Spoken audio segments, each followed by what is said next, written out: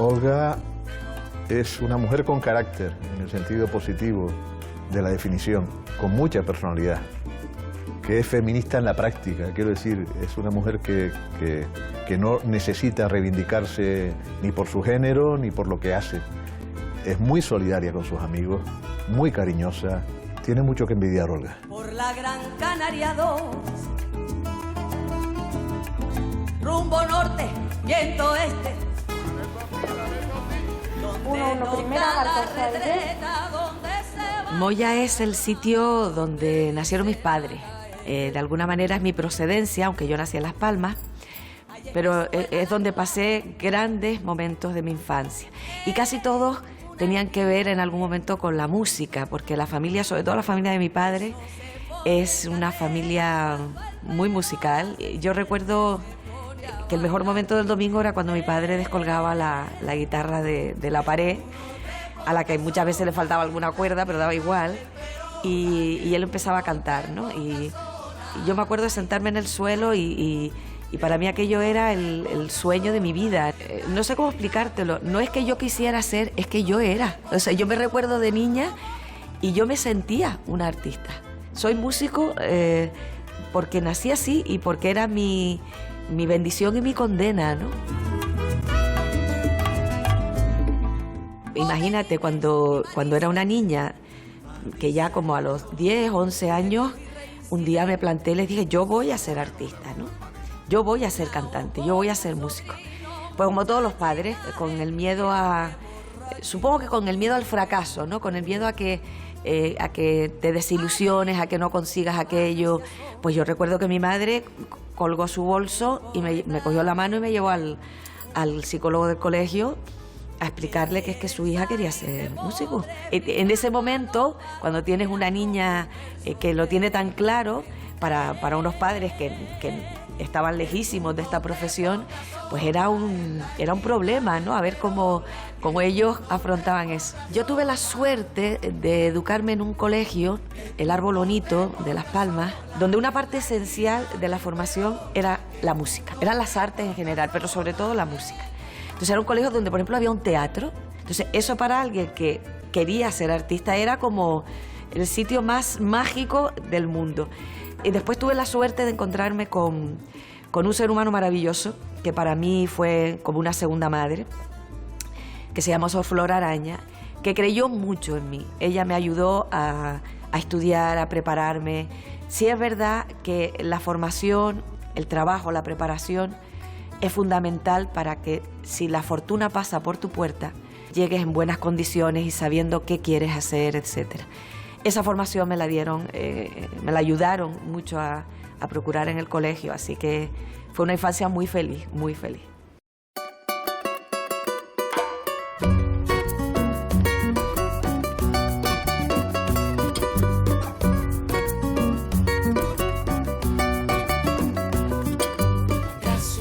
Tabona fue un experimento juvenil muy divertido porque éramos un grupo de chicas que tocábamos en aquel colegio y de repente un día uno de los grandes comunicadores que ha tenido la televisión en Canarias, que fue Nanino Díaz Cutillas, nos invita a Tenderete, ¿no? Y allí te estoy hablando de chiquillas de 16, 17, 15, ¿no?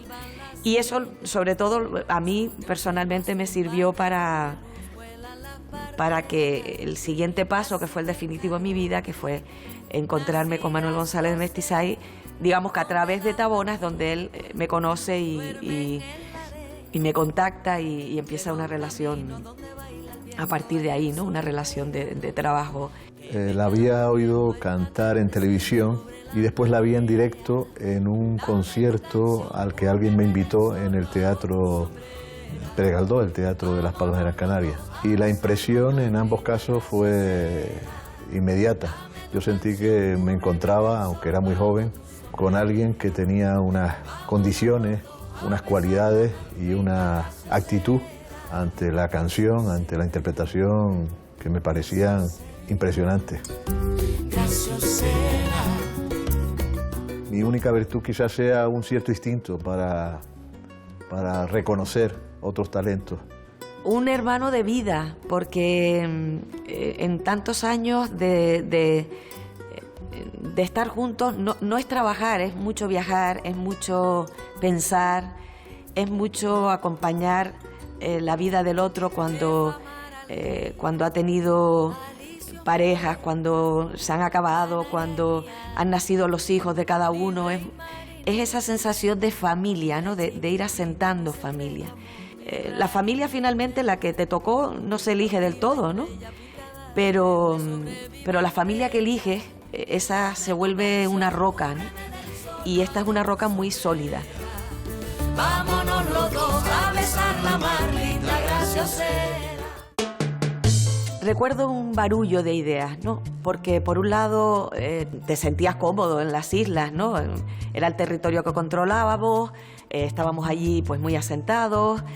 La música era como para casi todos era un hobby, pero por otro lado yo tenía la necesidad de avanzar, y Manuel tenía la necesidad de avanzar también, de que el paso lógico era la profesionalización, y para eso había que irse de Canarias inevitablemente. Había que apostar por competir fuera.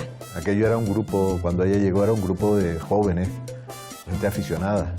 Olga, sin ella quererlo a lo mejor, propició el que yo me planteara que hubiera un cambio hacia la profesión. Nos costó dar el salto, pero bendita la hora, ¿no?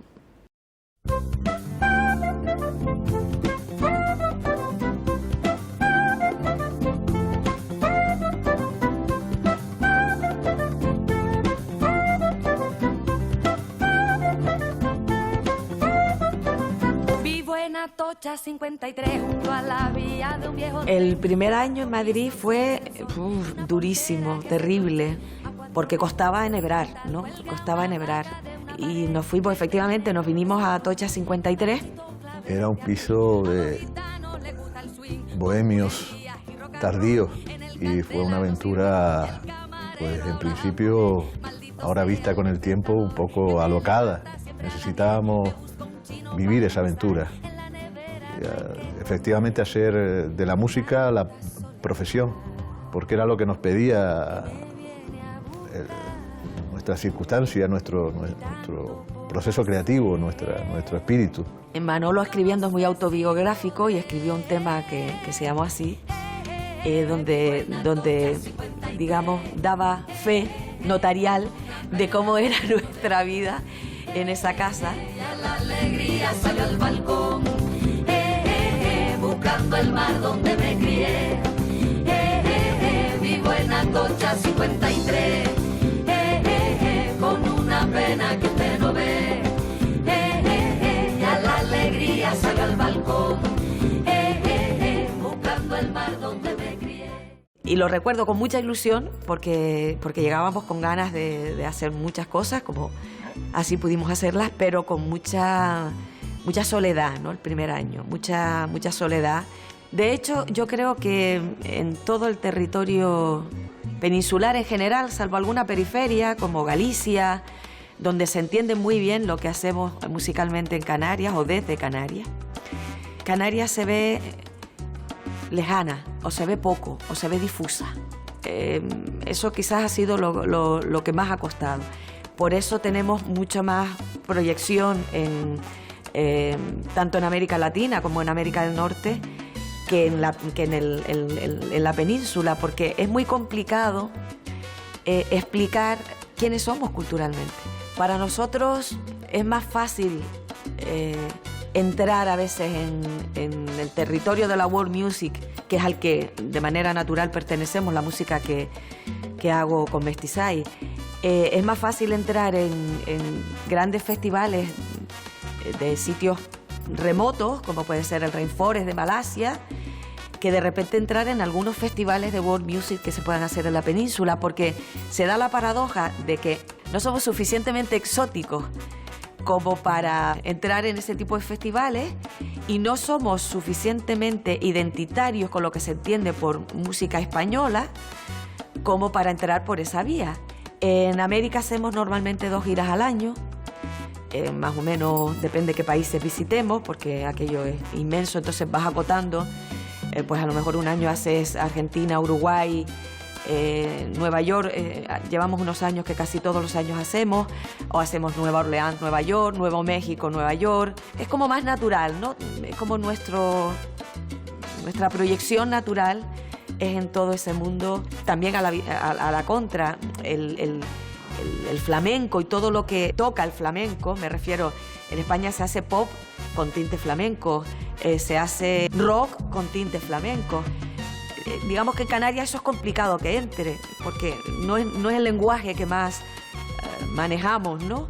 Sin embargo, entran mucho antes pues cosas que vienen de América, ¿no? Yo recuerdo que Celia Cruz, por ejemplo, donde primero triunfó fue en Canarias, después ya en el resto de España, pero ya llevaba mucho tiempo que llegaba a Canarias y llenaba los parques, estadios, lo que fuera.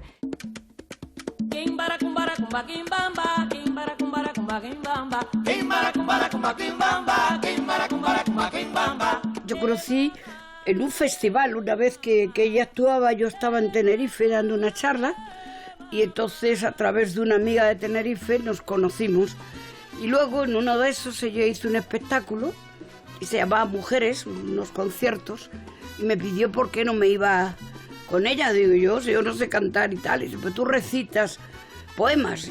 Y yo pues nada, me fui con ella a varios conciertos y yo le recitaba poemas de Neruda o de Miguel Hernández, y entonces pues hicimos una ofrenda de mujeres y para todo el público, porque lo que leíamos no era solo para chicas, sino también pero para que se viera una conciencia solidaria.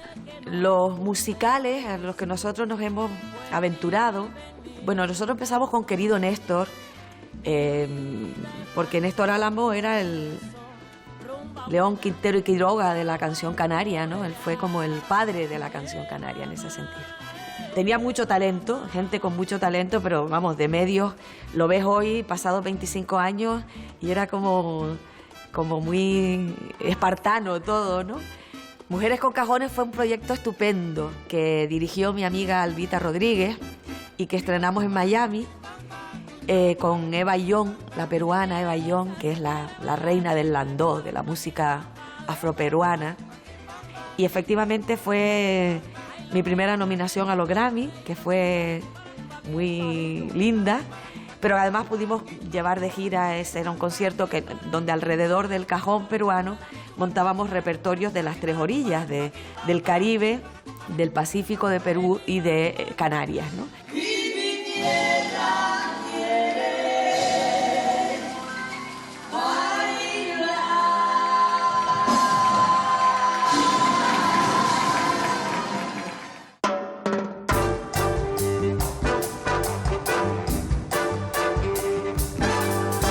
Lindo capullo de alelí, si tú supieras mi dolor. En La Latina presentamos un disco muy hermoso, un disco que hicimos solo a piano y voz. Yo además hice ese concierto, tenía 8 meses de embarazo. Me acuerdo cuando estaba embarazada de su hijo, de Daniel. Salí a cena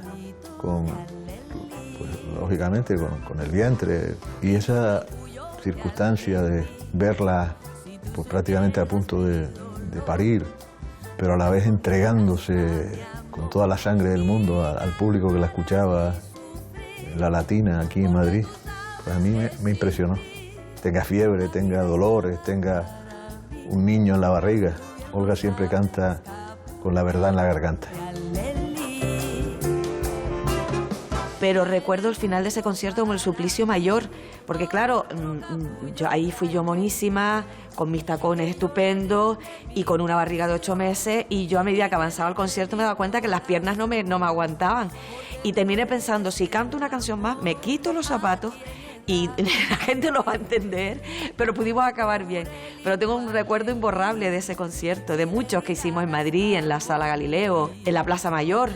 Recuerdo conciertos maravillosos que nos daban la oportunidad de celebrar que estábamos esta panda de canarios, que además, como pasa con casi todas las comunidades, ¿no? Tocaba Mestizaje y los canarios iban en tropel a escucharnos, ¿no? Yo creo que es como una música sin etapas, sino de alguien que es capaz de expresar sus emociones, y las emociones se ajustan al mundo que las rodea. Si está en Canarias, pues hace valer su voz de Canarias, su origen canario y tal, pero si viene a Madrid y te canta en Galileo o donde sea, pues también hace valer su encuentro con la vida, ¿no? Mi relación con Madrid es hermosísima. Yo reconozco que es un sitio donde he aprendido a sentirme muy a gusto, muy en casa. Bien, es verdad que aquí hice familia, que aquí tengo a mi marido, a mi hijo, pero no solo por eso, sino porque me encanta este aparente caos de esta ciudad. Y después porque he aprendido que desde aquí las islas se ven ideales, no tienen defectos ninguno. Estoy en la distancia perfecta para ir cada vez que quiero y que hace falta, para no echar de menos Canarias y para volverme. Donde el mar parece dibujar fronteras, yo veo caminos y un mapa de estrellas. Vuelvo hasta la playa, siguiendo tu estela, buscando el tesoro de las cosas buenas. Bueno, yo hace tiempo que me marché del centro de Madrid, descubrí la periferia, que es un sitio maravilloso también, pero el centro de Madrid tiene un alma, tiene un algo. Toda la zona de Tirso, de Molina, eso tiene una vida estupenda además, porque además está llena de gente que viene buscando conseguir sus sueños. Y entonces ves a la gente esforzándose en conseguirlo. Y eso me parece que a nivel vital es muy, muy enriquecedor, ¿no? Las claves de la supervivencia en esta profesión, en nuestro caso, yo creo que han sido, por un lado, habernos reinventado muchas veces.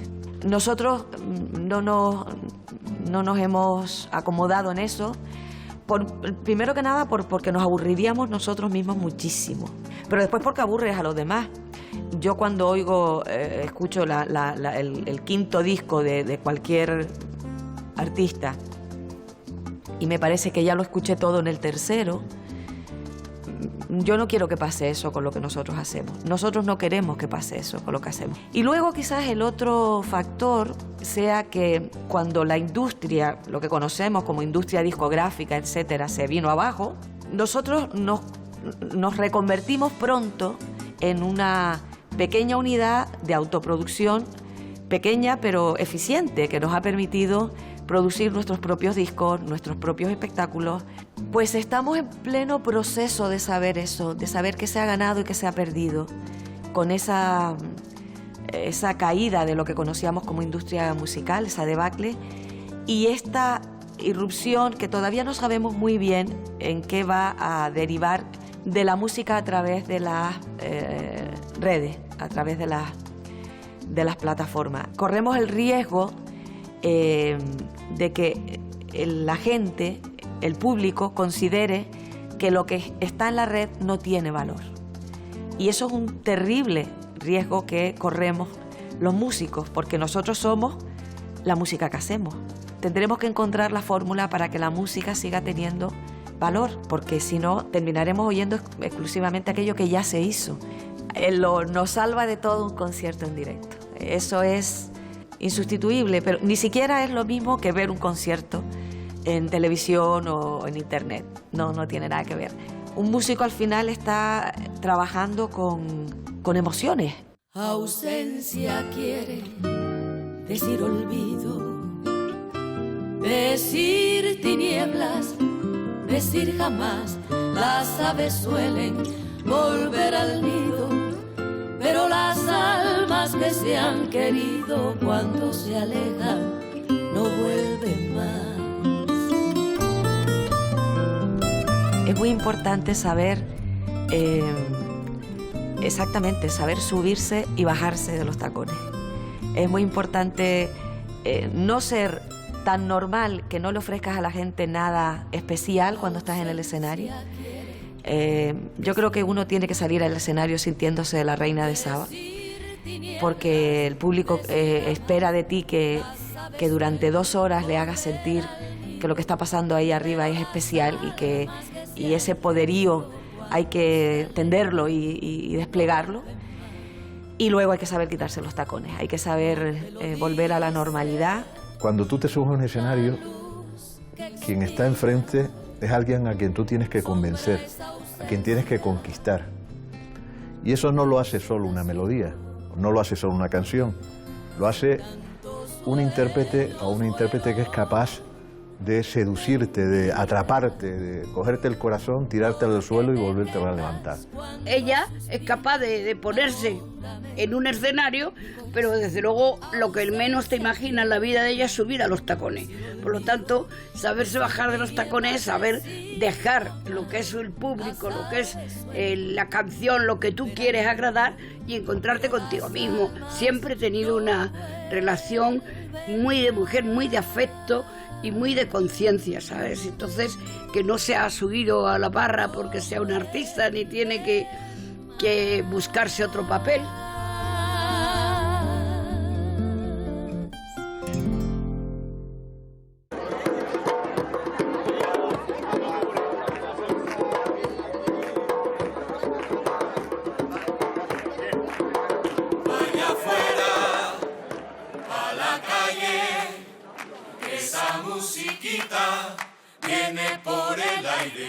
He tenido la fortuna de cantar con mucha gente a la que admiro mucho. Pues cantar con Serrat es muy grande, ¿no?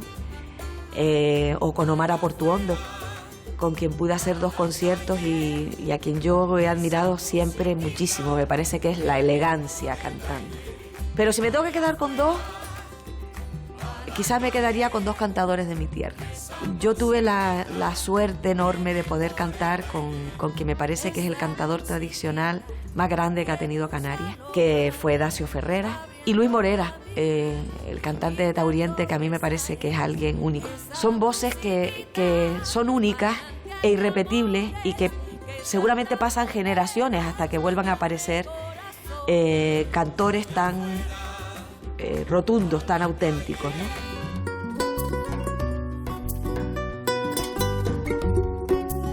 El futuro ahora mismo es más incierto que nunca, ¿no?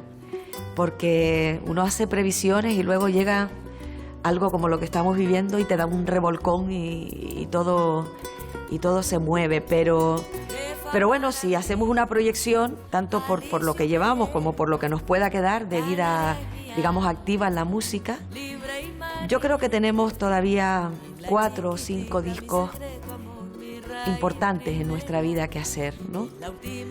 A mí me gustaría, y a Manuel y a mí nos gustaría en algún momento dado mirar a la tradición y de repente hacer algo que tenga mucho que ver con la tradición. La tradición es aquello que nos da identidad. Y la tradición ayuda a que no olvidemos quiénes somos. Pero harás algo singular, incluso dentro del género que quieras, si sabes bien de dónde viene. Nuestra carpeta siempre de proyectos está llenísima, ¿no? Pero eso es bueno, porque eso es lo que nos mantiene vivos y con ganas, y con las mismas ganas que cuando teníamos 20 años, ¿no? Pero es bueno tener la carpeta llena, eso nos da la sensación de que tenemos todavía fuelle por delante. Linda gracia será, vámonos los dos. Linda gracia será, vámonos los dos. Linda gracia será.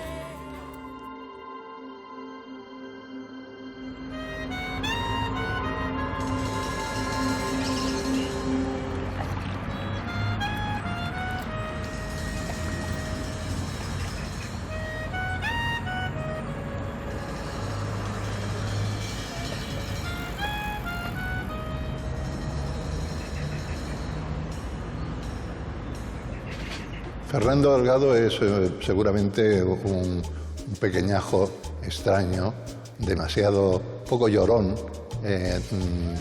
algo divertido. Luego, cuando ya he sido un poco más grande, me ha divertido mucho la vida, me ha divertido mucho la literatura, me ha divertido mucho el arte, me ha divertido mucho la masculinidad y la feminidad, me han divertido mucho mi madre, mucho mejor que tener un padre.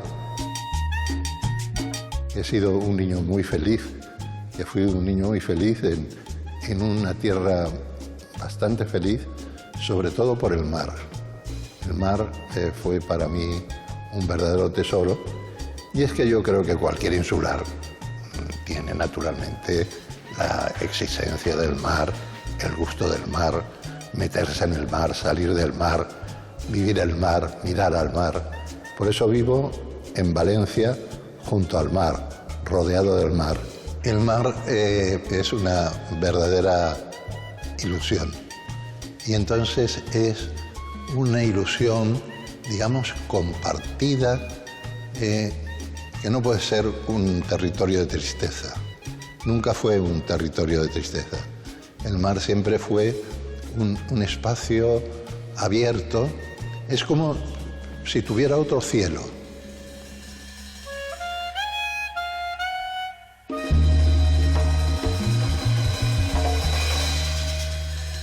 Pues los recuerdos son muy entrañables porque son verdaderamente fabulosos.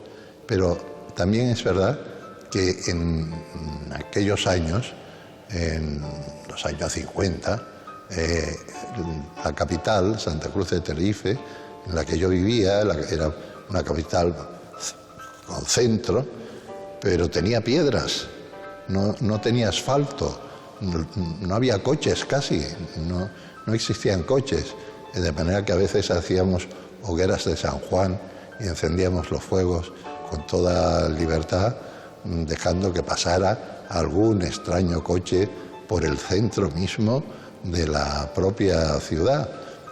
La figura materna ha sido importantísima en mi vida, tanto la de mi madre como la de mis abuelas. No tengo ningún referente paterno identificado con las mujeres. He vivido entre mujeres siempre. A lo mejor soy un poco femenino por haber sido precisamente un niño que ha vivido entre mujeres, que ha disfrutado entre las mujeres y que ha tenido el honor de vivir con las mujeres que han tenido mucha más autoridad, mucha más energía y mucha más fortaleza para la propia crianza de uno y para la propia educación. Teniendo una abuela que llenaba la casa de periódicos, teniendo una abuela que compraba los periódicos de la mañana y de la tarde, una abuela que tenía hijo en Caracas y le mandaba periódicos desde Caracas. Entonces los periódicos invadían la casa y aquel niño veía, buscaba, encontraba los periódicos, pero no decía nada. Entonces yo tuve 8 años siendo pequeño periodista, escribiendo mis páginas y mis cosas con 9, 10 años, en fin. Y alguna vez, a los 14 años, me iba a los periódicos y los periodistas les parecía que yo era un chico raro, un chico, bueno, que les parecía a lo mejor un poco gracioso por las cosas que pudiera escribir. Un día me llevaron a la radio y parece que tenía buena voz, ya siendo jovencito. Tenía buena voz para la radio, me afiliaron a la radio. Me dieron trabajo en Radio Juventud de Canarias, con mucho gusto, y luego más tarde tuve oposiciones a Radio Nacional de España. Estamos hablando en los años del franquismo, ¿no? Bueno, pues yo la televisión la viví más tarde.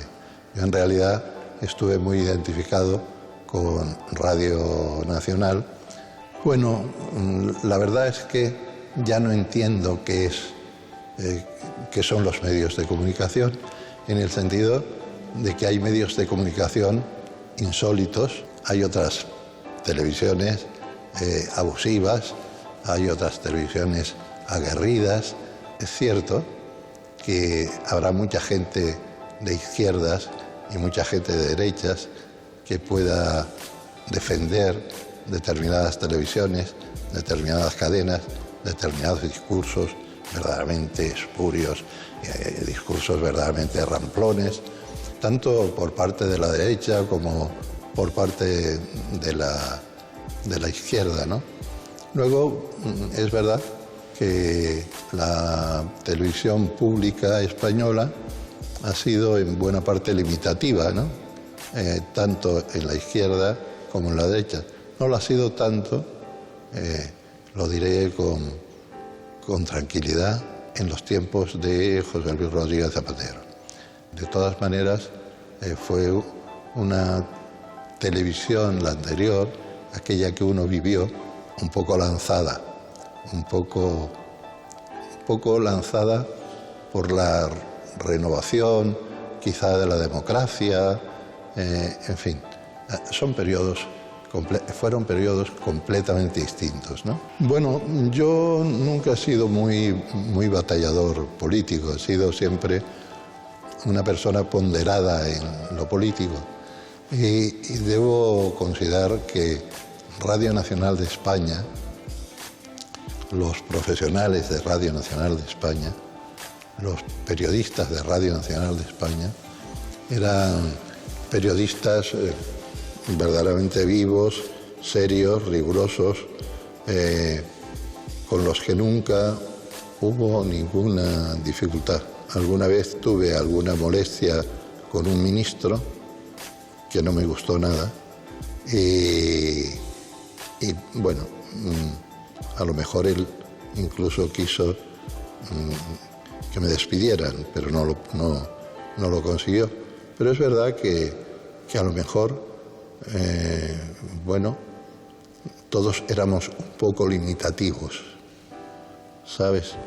Y fuimos en aquel tiempo poco capaces de ser un poco más impulsivos. Pero los tiempos cambiaron luego y los tiempos ahora han cambiado asquerosamente.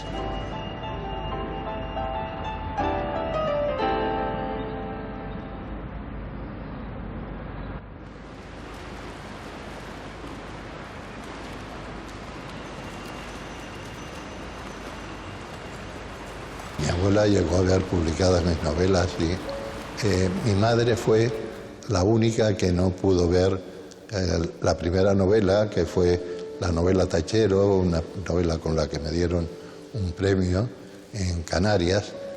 Desgraciadamente, la novela se entregó en el verano, pero mi madre murió en noviembre.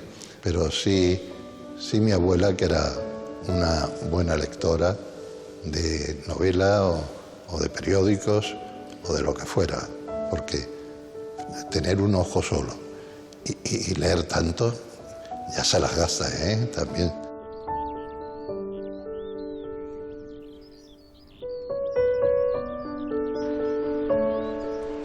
Tachero, mi debut literario, fue una verdadera riqueza para mí.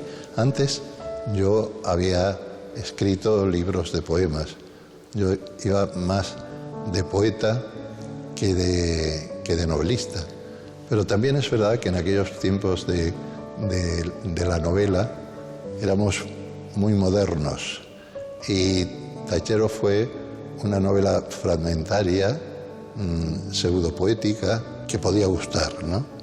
Y desde luego Exterminio en la Astenia fue una novela enormemente compleja, muy bien laudeada.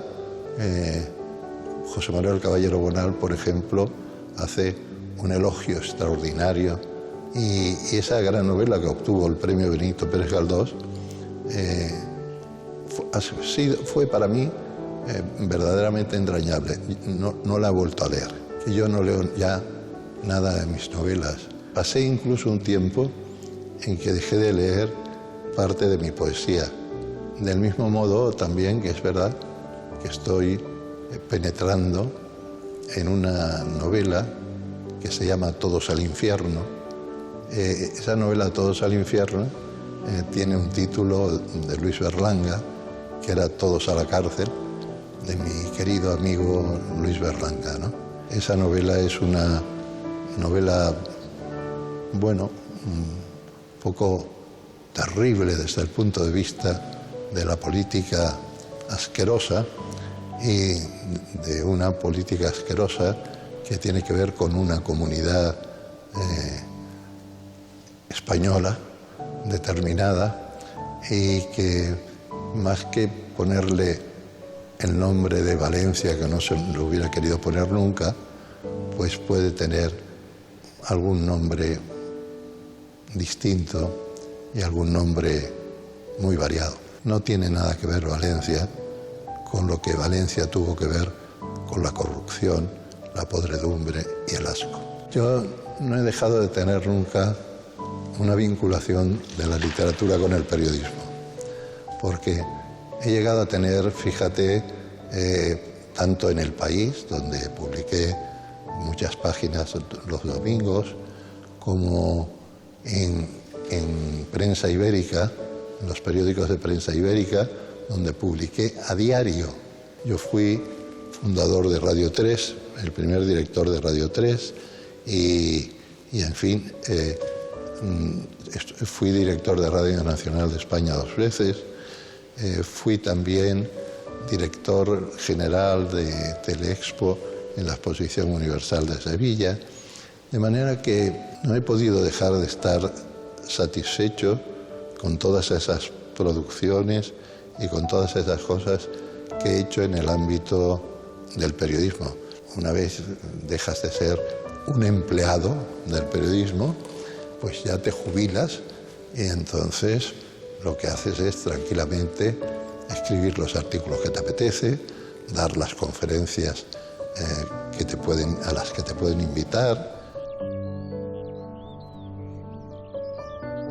Bueno, hombre, los premios son siempre, sobre todo, enriquecedores. Son enriquecedores, pero cuando uno es joven, uno es un poco vanidoso, ¿no? Nadie jovencito quiere dejar de tener su airecillo de vanidad, su forma de reconocimiento. De manera que ha sido para uno un premio como la novela Tachero, mi primera novela, pues extraordinario, pero también cuando tuve el primer premio de poesía Julio Tobar, pues fue para mí muy enriquecedor. Era en mi tierra, ¿no? Naturalmente. Después obtuve el premio Pérez Galdós. Obtener el premio Planeta, no te digo nada porque efectivamente era un gran premio, muy bien dotado, por cierto, y fue un premio magnífico. La televisión me honró con el premio Ondas y eso pues también fue muy rico para mí, pero luego he tenido en Europa pues otros premios radiofónicos verdaderamente notables, ¿no? Desde el de Salerno, por ejemplo. La vida también se apaga, ¿no? Y cuando se apaga la vida, lo de los premios también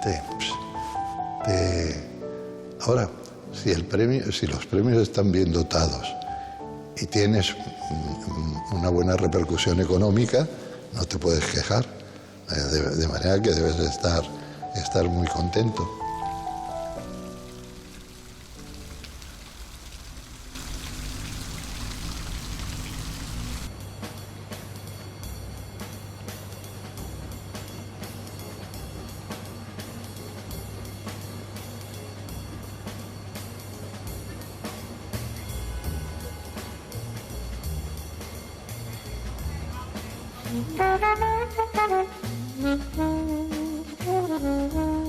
Pues al Parlamento Valenciano me llevó la petición del presidente, que es un gran amigo, y pues quiso integrarme en ese Parlamento.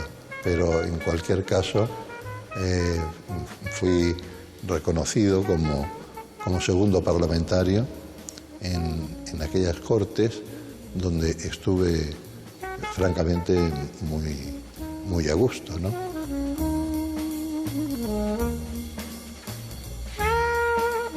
Todas las Cortes tienen personalidades y mediocridades, ¿no?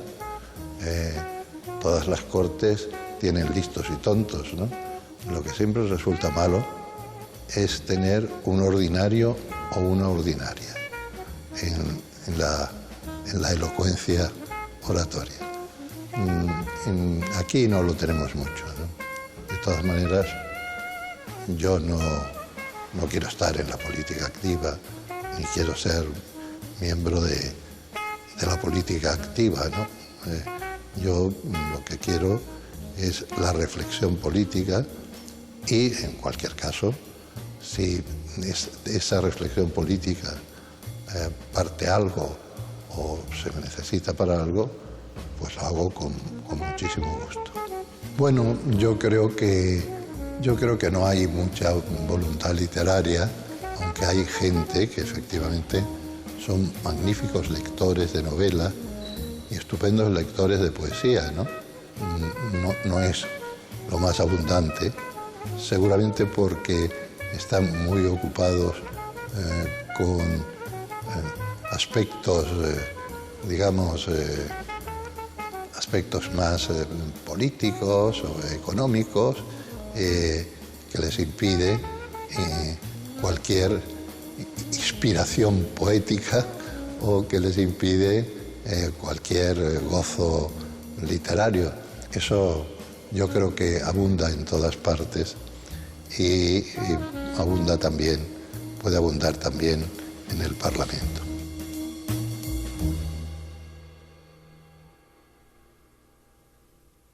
Bueno, es que Pedro Cerolo fue como un niño para mí. O sea, yo era, porque ha muerto su padre, era un amigo de su padre de siempre. He escrito mucho sobre su padre, porque me lo ha pedido su propio padre. Asistí a la boda de Pedro Cerolo la primera vez y también Pedro Cerolo luego bendijo, por decirlo de alguna manera, la mía, ¿no? Y ha sido, sin duda, José Luis Rodríguez Zapatero, con Pedro Cerolo. Pedro Cerolo fue el cabeza de todo esto, el que implantó la ley del matrimonio homosexual. Luego es curioso porque el Partido Popular condenó esa ley y además, sin embargo, tuvo parejas homosexuales casadas por su cuenta ahí en medio de todo este barullo.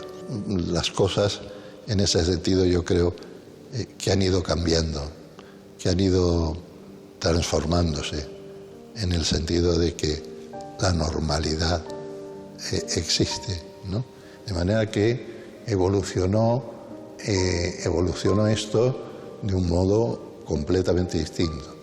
Y a esto contribuyó, desde luego, Pedro Cerolo, de una manera muy distinta, muy definitiva, y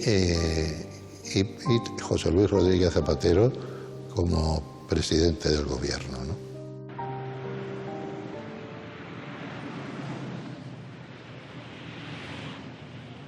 Bueno, en realidad yo siempre tuve una vida de pareja, pero con absoluta normalidad.